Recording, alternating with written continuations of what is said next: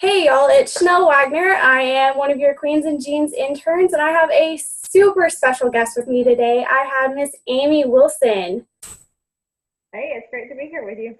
Yeah, well, we're going to be talking to Amy about life after queening. So, why don't you get started with just telling us what you've been up to lately? Like rodeos. I know I've seen you with some pictures at a barrel race, and you're always busy with RFD TV. Yeah, I don't ever seem to get bored, that's for sure. I moved to Nashville a few years ago to work for RFD TV. They recently launched the Cowboy Channel, so that added some more to what I do. I got blessed with a really cool horse. So this summer I went to a bunch of pro rodeos out west, which was a lot of fun. There's actually a lot of events out here in the east, the southeast. So I stay pretty busy. I like going to amateur rodeos so I can rope too. But got another horse the other day, so I am very passionate about competing, and am excited to see where that can take me. Hopefully, within the next couple of years. Well, that's good. I mean, it's great to stay busy and especially getting back to what you love now that rodeo queening has kind of settled down and you've got a really nice job. Yeah, I can't believe it's been that long ago since I was Miss Rodeo America. When I see different things happening or see, you know, the years and all of that, it doesn't like it was that long ago. And I still enjoy getting to follow along and see the progress and everything else, and help out wherever I can if any girls want to come and work on anything. And of course, what I do now is so closely related to representing rodeo and still being really involved in that industry that I think it all fits together pretty nicely. Yeah, and we were talking before we got started here. Amy is actually one of my mentors. I love what she does, and hopefully one day I will be able to get to do what she does because I'm studying communications, and hopefully that'll work out for me soon. I Um, hope do what? I hope it does for you too. My mom actually tells me all the time that she has people tell her that I just have the dream job and they would love to have my job. So I do feel pretty blessed to get to do what I do. Yes, hopefully it'll be my dream job someday too. So after you were done with rodeo queening, you got a job with RFTV TV, but how did rodeo queening help you in becoming the person you are and help you get those skills that you need to succeed in your job? Well, I actually think back to when I competed in my first pageant. I was 11 years old, and I did not look anyone in the eye. I shrugged around a lot, which I still have to work on my posture from time to time. And I remember giving that first speech, and I forgot part of it, and it was nearly a meltdown. So to think how far I came because of rodeo queening and being involved in 4-H and the other things I was involved in, it's really cool. And I encourage all girls to be able to take that road and to learn a lot about themselves and to grow. I think the biggest thing, because I wasn't necessarily shy, but I didn't have any confidence. And so I would say that's probably the biggest thing that I learned was just working on your mental game and getting confident and learning a lot about yourself. And honestly, what I do today, I feel like if I do a great interview, no one even notices me. It's all about the person I'm interviewing and what I'm representing or what I'm talking about. And I think rodeo queening is a lot about that too. I think sometimes girls get really wrapped up in themselves, which of course you're being judged on personality, appearance, all of that. But when you really think about it, I mean, you're there to represent and promote the Western way of life, the cowboys, the cowgirls, the rodeos, the contestants, the stock contractors, the sponsors, everyone involved, the committees. Mm-hmm. It's a lot for rodeos to happen and other things in the Western sports industry. So I think just really learning to represent the best I could and be a great ambassador. That professionalism, I think, really carried over into what I do now. So looking back over the years, I went to several clinics, I had coaches, and just really that drive to want to be my very best. I've always had that standard of excellence for myself. Sometimes I'm a little bit of a perfectionist and maybe take it a little bit far, but I think it's really important to always strive to be your very best. And obviously, when you're doing a pageant or preparing to do a pageant, you're going to put forth that effort because it is a lot of work and you're going to be judged. And so it's just what you have to do. So I would say just the skills I learned as far as speaking, also the connections were really important. I feel like that's how I got the job with RFD TV, or from the connections I made when I was Miss Rodeo Kansas and Miss Rodeo America. I always loved rodeo. So to get involved in rodeo, I got involved in doing rodeo queen pageants. And of course, I love competing, and so that's what I get to do now. And at that time, I mean, I grew up on a farm and ranch. I've ridden horses ever since I can remember. Absolutely love riding horses to this day. I mean, I just absolutely love being on a horse. But growing up, my horses were sale barn horses. I didn't have the best horses, and I didn't have any of those connections to get me started in the rodeo world and to, you know, get to the level I wanted to be. But getting involved in rodeo pageants made that possible because of the people that I was able to meet and what I was able to learn. And it got to that point where when I was in college, I ran for Miss Rodeo Kansas, and it all worked out. I really wanted to represent my home state. I love the state of Kansas.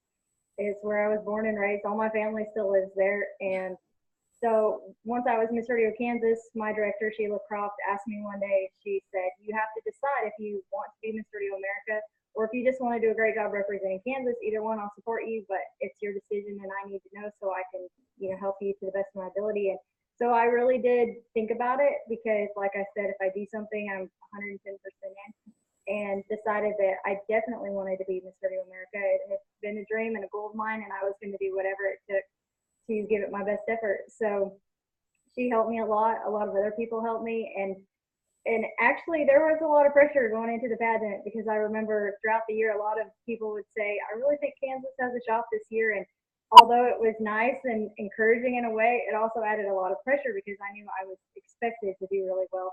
So before I got to Vegas, I had studied everything I possibly could, and I felt like prepared the best I possibly could.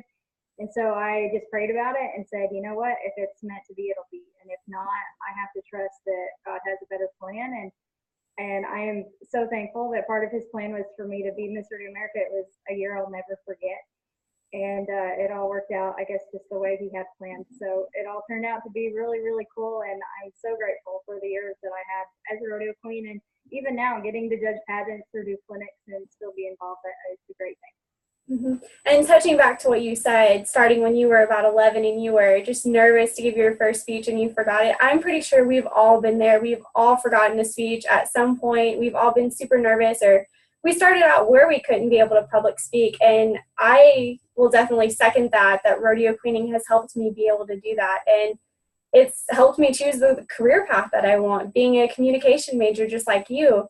So if you're just getting started and you are terrified of public speaking, practice, practice, practice, and you will get the skill at some point. It will just click for you. And it's so great once you get that confidence to be able to do it. It makes you feel almost invincible, like you know what you're doing.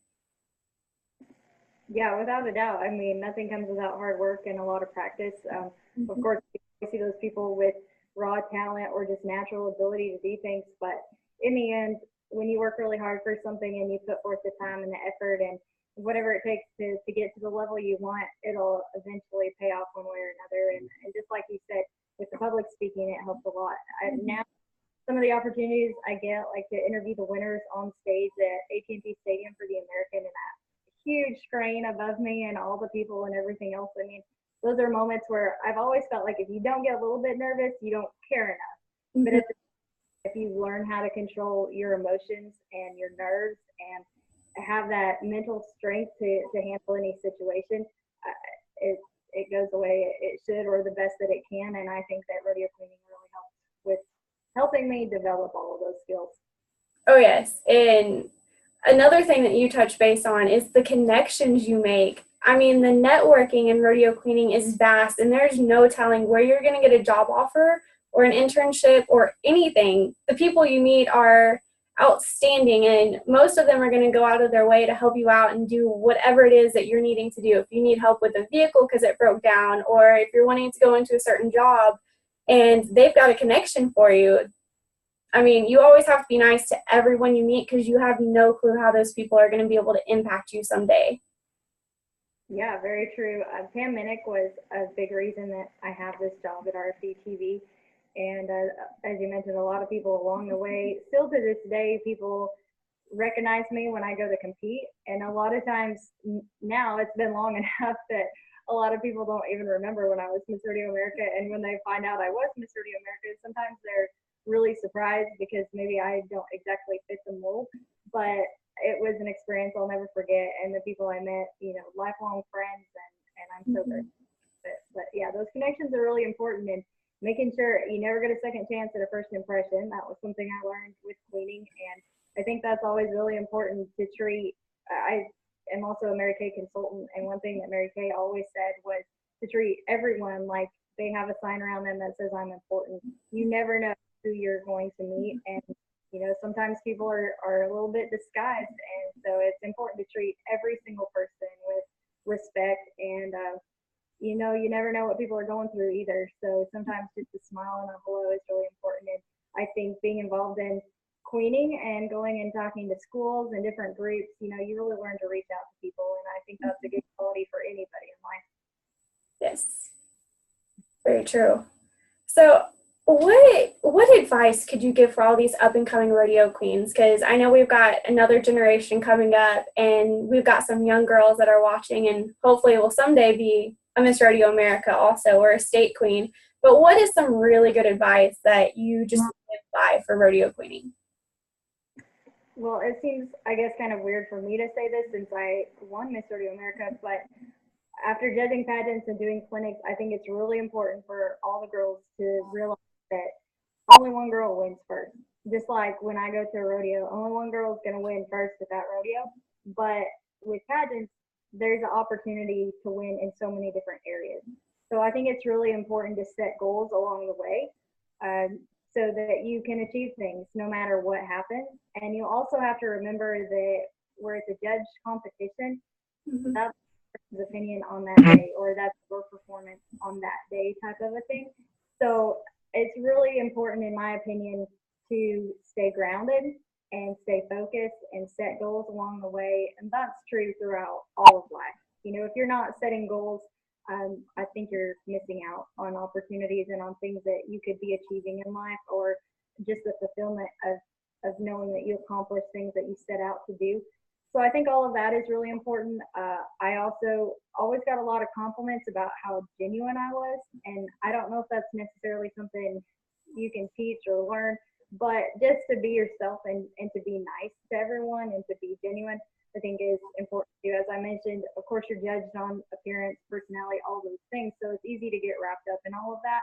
So just to go back to being real, I think is great. Also, being very, very professional and treating it like a job. At rodeos, dealing with stock contractors, announcers, everyone, they are all there to do their job. So if you treat yours like a job as well, I think that makes a big difference too. And throughout all of life, I mean, you treat it, I guess, with a higher level of respect as far as the professionalism you show and the choices you make and all of those things. It's funny because the year that I gave up the crown as Miss Rodeo America, they were discussing whether or not they were going to allow Miss Rodeo America to have a Facebook that next year. So that's how old my title is. So things have come a long way in the last 10 years, Mm-hmm. and as far as social media and how much stuff can get out there and how fast and everything else. So it's a little bit different world. When I think back to how I traveled day in and day out with a flip phone and no internet, none of that, I wonder how I survived, honestly, because now I'm so accustomed to just pulling out my phone, anything I want, whenever I want. All my flight itineraries are on my phone. I can call anyone, text anyone. We just become accustomed to having everything instantly when we want it. And it wasn't that way just a few short years ago, actually. So it is a little bit different now than when I cleaned. So I think making those good choices is even more important now because they'll find you out a lot sooner. Oh, yes, very much so. All right. Well, I want to thank you so much for coming on here and helping get Queens, the Life After Queening series going some. And all of your advice is great, and I hope everybody uh, takes her advice to heart, just because she is full of so much great advice and things to learn from. But thank you, Amy Wilson, for joining us here for Queens and Jeans in our Life After Queening series. And we look forward to seeing what you have left in your journeys and your travels that you have. Well, thank you. I really appreciate it, and I'm glad you asked me to be on here. Anything I can do to help anyone, I'm more than happy to. So I invite everyone, if you ever need anything, you can look me up, and I'm happy to help any way I can. Thank you. All right. Bye, everyone.